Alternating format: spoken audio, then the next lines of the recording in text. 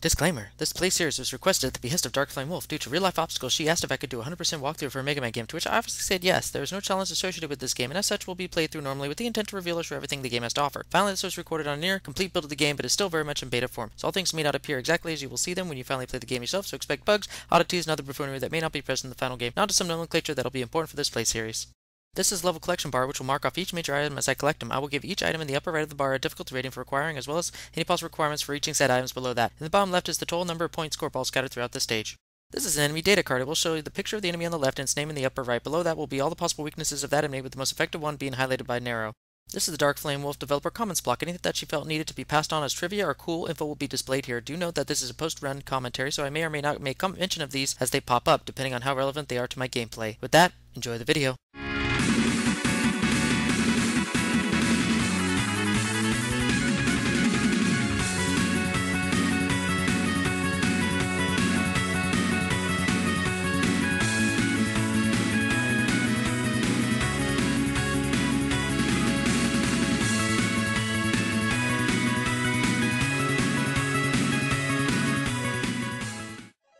Welcome everybody, this is Retro Challenge Gamer, and welcome to a very special Let's Play. But first, story. All was peaceful in the world since Wily's last endeavor was stopped. Megaman had finally earned the time to relax and enjoy the life Dr. Light had originally meant for him. For a long while, things seemed peaceful. A bit too peaceful. Ooh, timed with the music. Very nice. It was not long before another calamity struck the world. Robots long since thought to have been destroyed were now roaming the streets, annihilating all in their path. Hey, what's up, Chun-Li? Baffled by this, Megaman is called into action to find out who could be resurrecting these fallen robots.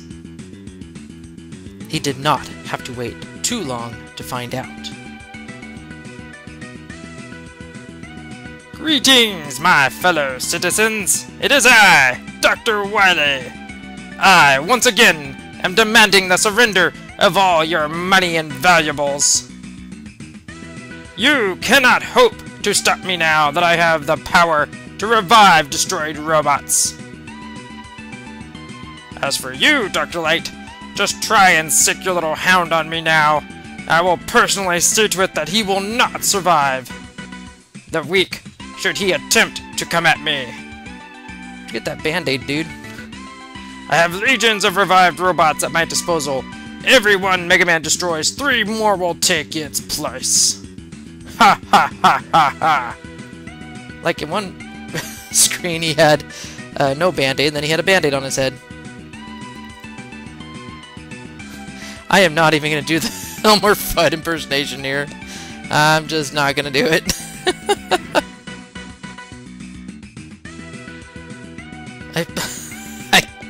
I'm still laughing at the Elmer Fudd thing. Yeah, I'm just... Anyway, unlike most games and other fan games I've played, Rush is not immediately available to you here. You actually have to get the Rush coil, which is weird, to even use Rush, and of course there's the Rush Marine and the Rush Jet. So, although Rush is a part of this game, you do not get him from the start. That is actually quite different than pretty much every Mega Man game in in the canon, so... Hey, cool, there's my avatar.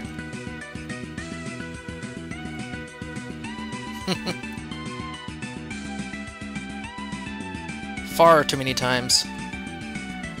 Well, you tried to put an end to it in Mega Man 7, but you couldn't quite go through with it, could you? Robot laws and all that. Woof!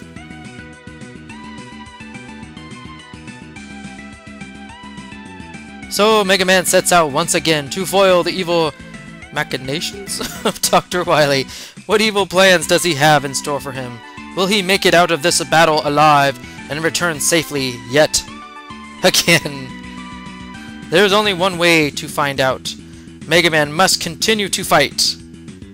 For everlasting peace, of course! Save that line for last. The story is all sorts of corny, but then again, it wouldn't be a Mega Man game if it wasn't. Anyway, welcome to a very special Let's Play. This was requested by the author herself, and due to like real life and busy schedule, she's not able to do 100% run, so she gave me all the materials and stuff necessary to find and show everything in this game. Now, this is a post-commentary play series in that I am commentating on this after I have recorded it, so you're not going to get any sort of, you know, blind run reactions or anything like that while I'm playing the game, because this is me just watching the video after I have already done the footage. So, and I think I'll explain more in a disclaimer that I'm going to put at the beginning of this video. But yeah, that's pretty much all the nomenclature I have to set up before the video, so let's get this started. So you have options here before you just start the game. You can change the screen size, difficulty, and of course do all your button configurations. Kind of cool. Yeah, normal and easy. Easy is rather ridiculous. And Rush, this is different. They actually have a separate button for Rush. And then if you put in a game controller, these options show up, where you can alter the buttons for your game controllers. That's pretty cool. So you can choose keyboard or controller. But yeah, they have a separate button for Rush. That's very interesting. It opens up some tactical strategies with that. And you have 3 save files here, and you have the option of starting without saving, so, and a password system to boot. Just for those old purists, you can do a password here. I have no idea which password actually is going to work. But yeah, for purists, you can do the whole password route, and that's cool. And then you start a new game. I'm going to go with file 1, of course. And you can actually continue from password if you have a password and start a new file with preloaded data. So that's kind of cool. So you're going to start off here, which is kind of like Darkman's Castle and from Mega Man 5. I think the first level? I think it is. All combined with Tomahawk Man music. So that's kind of an interesting combo.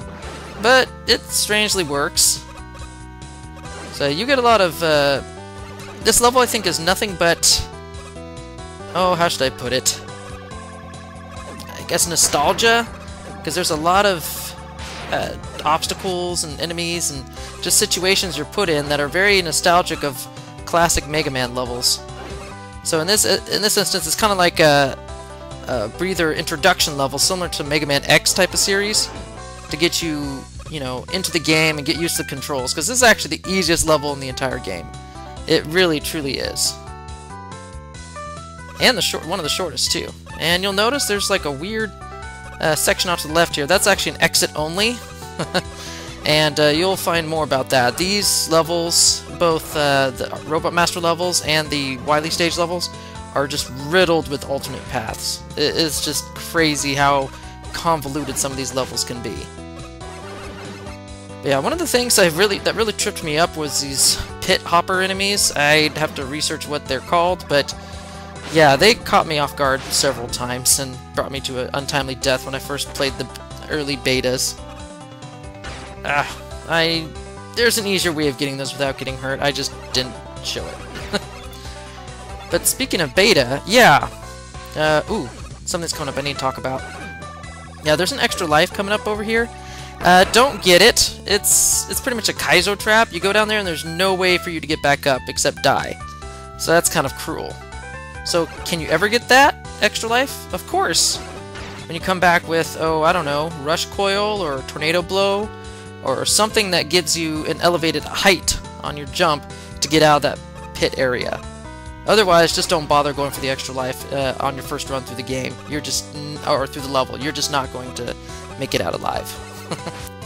Now back to my original topic, I was talking about beta. This is actually a near-finished, or what she tells me is a near-finished beta version of the game. So as such, there's probably going to be some weird, funky bugs or whatever in this game. So far, everything seems pretty solid. I'm not seeing any issues. So, I mean, I've already recorded several levels already by this point, and so far there's been nothing really, I should say, garish in terms of play control. It all feels like it should. Mega Man responds like he should. There's some fan games I've played where his jump height is really wonky. Mega Man rocks and looking at you. but here it just seems pretty spot on. His controls seem pretty loose, so he doesn't feel as heavy, I guess I should say. In Mega Man Rock Force, he feels a little heavy as a controlled character, but here he feels rather light. I mean, it's kind of hard to put that into words, but just play it and compare the two games and you'll see for yourself that it really is a difference in his weight. And it does feel different. It makes the whole experience different. And yeah, this was new. I played earlier betas, and this is new as of the beta she gave me on the 1st of September. So this is a new cutscene, actually. So yeah, there's that. Oh, and here's the new subscreen. You have a lot to collect, a lot of collectibles, a lot of weapons. So you have a lot to fill up there, Mega Man player. And we have the first boss, I think, of the Wily Castle stage, Mega Man 6. Mega Man, yep.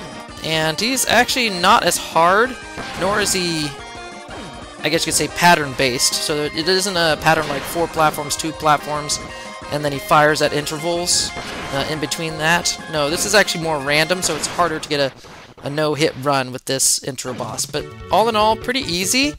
And with the only added addition of instant death in the upper left with the platforms, it's a pretty easy intro boss. Yep, and that was all the Robot Museum. They turned Dr. Wily Stage 1 Mega Man 5 into the Robot Museum. Go figure. And there's your password, and we have our new robot lineup, or rather old robot lineup. And you see I just beat the stage, and there's a mini E-Tank and a mini W-Tank. And there's 3 question mark lines for each stage here. So there's 3 things hidden that you can collect, except for the Wily Castle, in each of these Robot Master stages. So I thought that was pretty cool. So it gives you kind of like a running tally of what you're missing. And then if you beat the level once, you get the full spell out of what you're going to get. So pretty cool that. Oh, and my skill that I'm playing on is in the upper left. So I am showing now one of the alternate paths, starting from the beginning of the level going forward. And that is right here. You just need either the Night Crush or the Power Stone to break that block. Doesn't matter which. You'll probably get the Power Stone first, but that's the earliest you can get to this area. Now this is going to be a tricky Metar.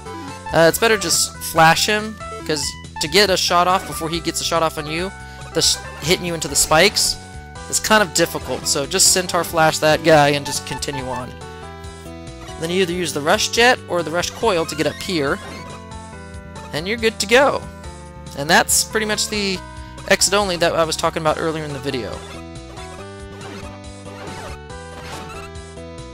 Now, since I'm close enough to the next and last item of the level, I'm going to continue on. Now, there's really only one item I've really found that consistently gets you up to this ladder. The Tornado Blow doesn't quite do it unless you jump off from the left. Then it gives you enough height to get to that ladder. But yeah, the Rush Coil is the easiest way to get up to this ladder. And here you get your first W-Tank. You collect 3 of them, and you get 1 full W-Tank to fill up one of your energy bars, weapon energy bars. With that, that's the entire intro level.